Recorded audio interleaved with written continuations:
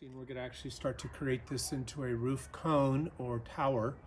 And what I do to make that happen is I use a tool like this, and I start to trim and kind of infill.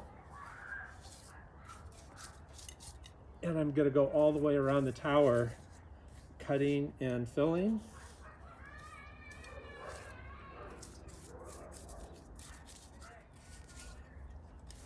And I'm not really worried yet about vertical. I'm just trying to now get the biggest part of the shape. And this part, I try to make the big cuts pretty quickly.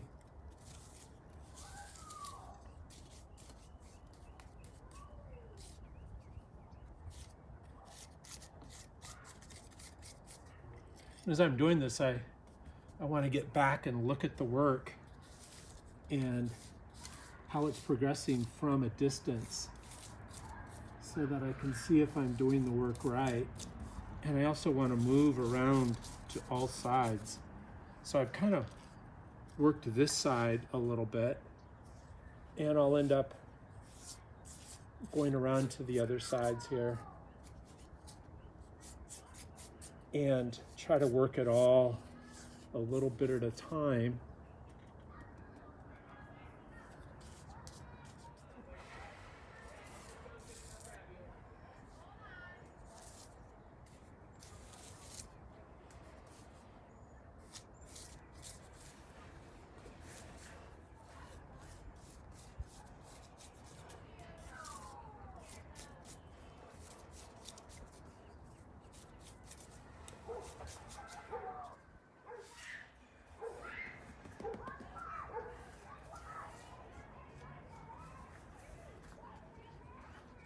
Importing in to create this roof cone moist too, so they adhere and bond together better.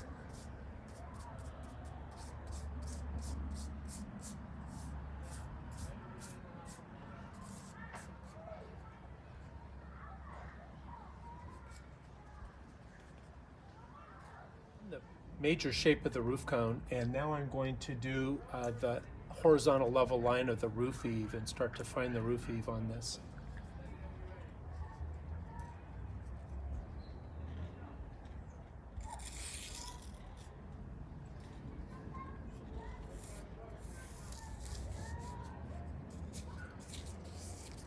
The roof eave is so important. It casts great shadow and it makes it look like real architecture. And a lot of people don't put good eaves on their castles, and if you can learn to put a good eave on your castle, it's going to make a huge difference in the quality of your work.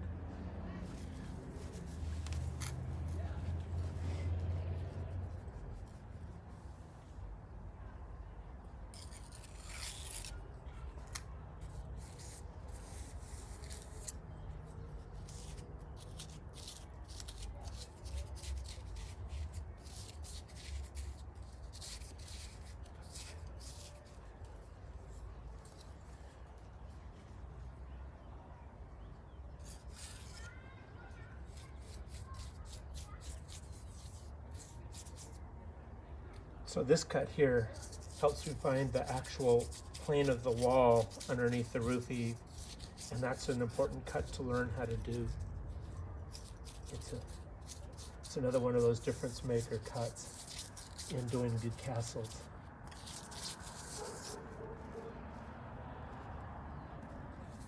Smoothed the tower. I've gone all the way around to find the eave and the wall of the tower.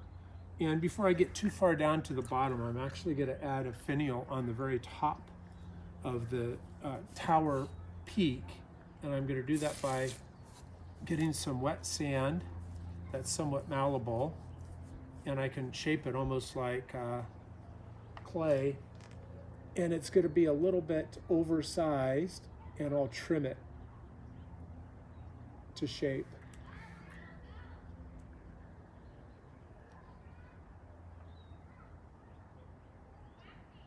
And I'm kind of wiggling it a little bit just so that I can get it to integrate into the existing sand that's already there. Essentially it melds it together. I'm gonna put a little bit more on top of that.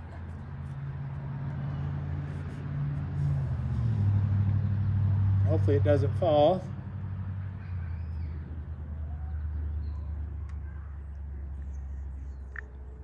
I'm going to put a little dormer on the roof, and I actually have a scribe mark here that kind of locates it. I want it centered and vertical, and I'm actually going to cut a little notch out for it so I can bring in through a hand packer an imported material, the material I need to create the dormer. So these dormers just help the castle have a cooler look and more detail.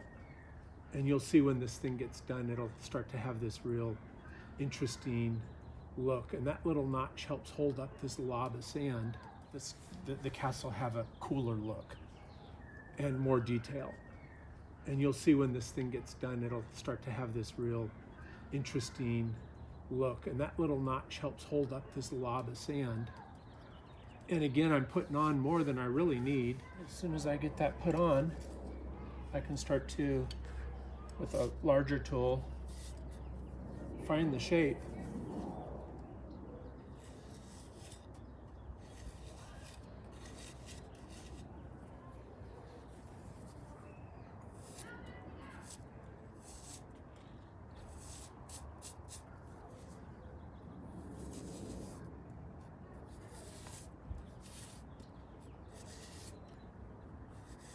And you can start to see the shape of the dormer come to life.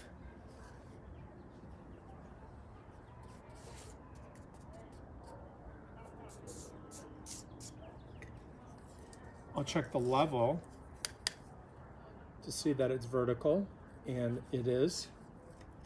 I get lucky every once in a while. And then I'm going to use the level to do the roof line going back toward the tower.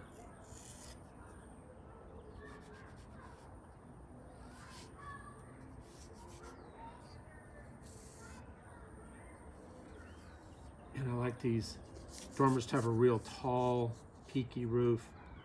It makes them so much more interesting.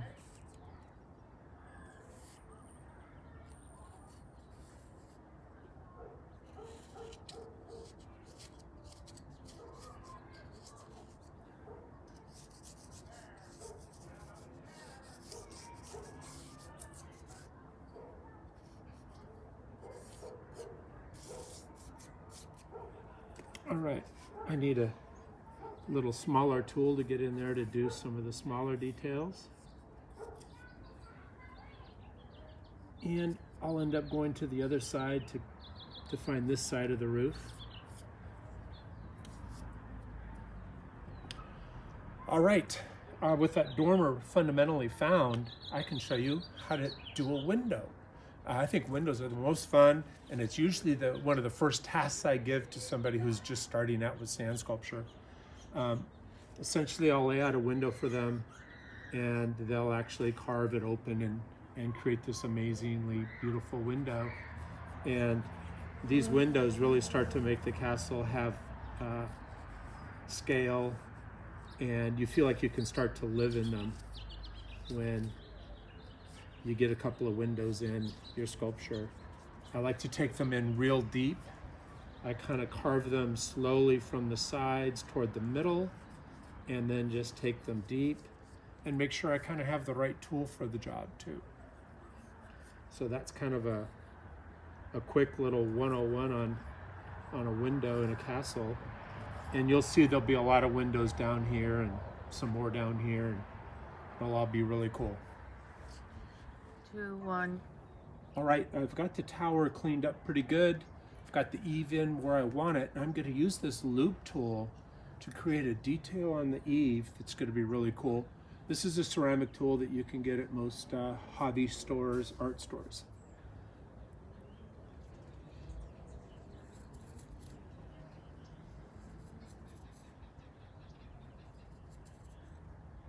And I'm basically just marching around and creating this nice little detail underneath the roof eave. Pretty simple, but that added little bit of detail really makes a difference in the final sculpture. All right, I'm going to also put in some more windows.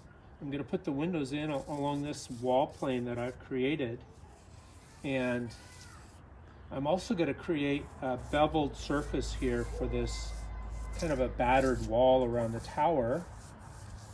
So I have this that I've created, and then this part of the wall will be smooth. And I'm just kind of burnishing the wall with my trowel, and that burnishing motion smooths it out.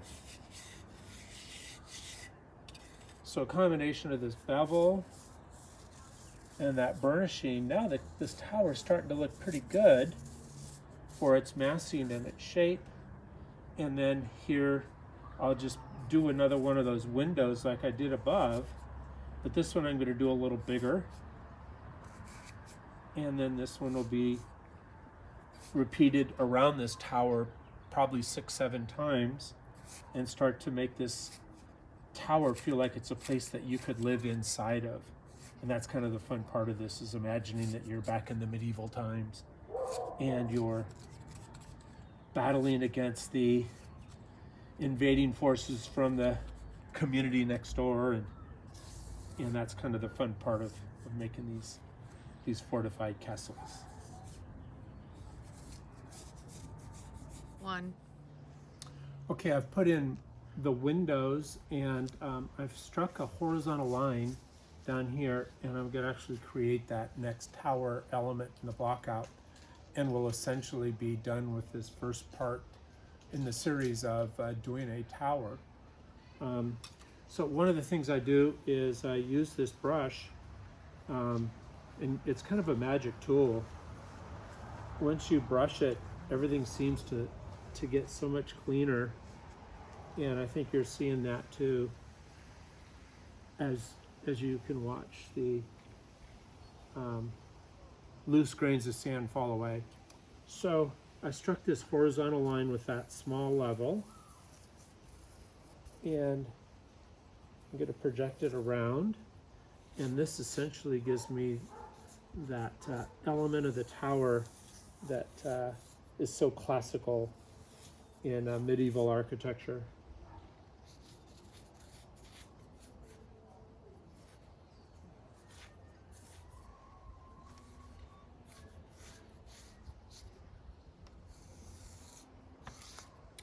And then we'll be ready for the next in the series. We're going to do a stairway to a road, and then the road will have arches underneath it and crenellations. It'll be a lot of fun. So make sure you tune in the next time to see the next in the series, and hopefully we'll have that out for you in a few days. I know there's rain in the forecast, and we really don't want to film in the rain, but we'll get it out as soon as we can for you. And be safe out there dealing with this COVID-19. We'll talk to you soon.